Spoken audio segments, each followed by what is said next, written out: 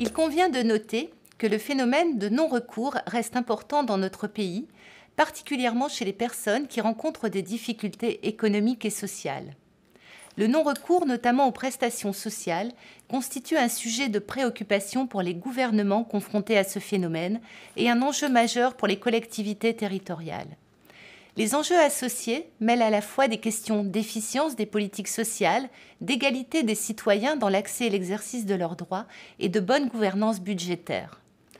Comme l'indique l'Observatoire des non-recours aux droits et services, organisme public officiellement créé en mars 2003, la question du non-recours renvoie à toute personne qui ne reçoit pas, quelle qu'en soit la raison, une prestation ou un service auquel elle pourrait prétendre. Son approche s'élargit aujourd'hui à une diversité de domaines d'intervention.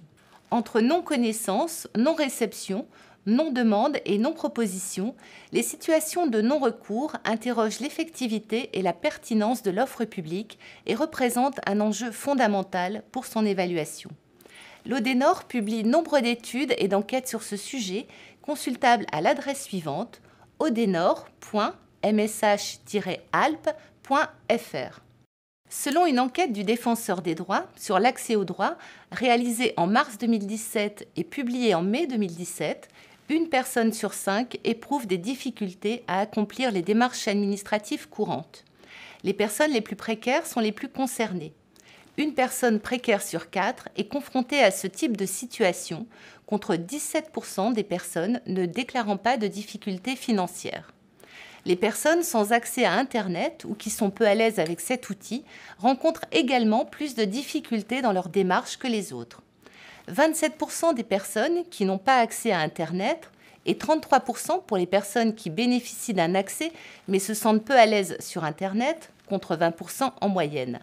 Si 80% des personnes interrogées pensent qu'une décision défavorable d'un service public ou administration peut être contestée, une personne sur 3 éprouvant des difficultés dans ses démarches administratives pense que c'est impossible. Quelles sont les difficultés rencontrées ?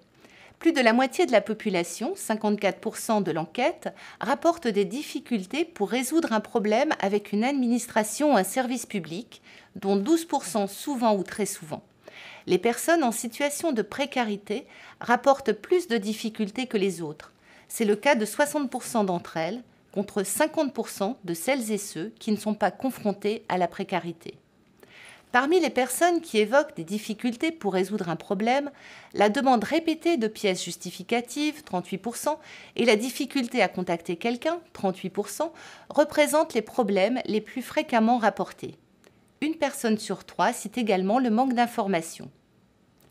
12% des personnes qui rencontrent des difficultés dans leur démarche avec les services publics abandonnent leur démarche.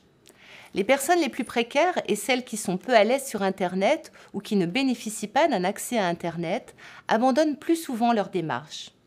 Ces réactions traduisent une forme de résignation de la part de la moitié des usagers en difficulté dans leur relation avec les services publics, qui fait écho à leur méconnaissance de leurs droits de recours. Il ressort donc de cette enquête que les personnes qui ont le plus besoin des services publics sont celles qui éprouvent le plus de difficultés à accéder à leurs droits.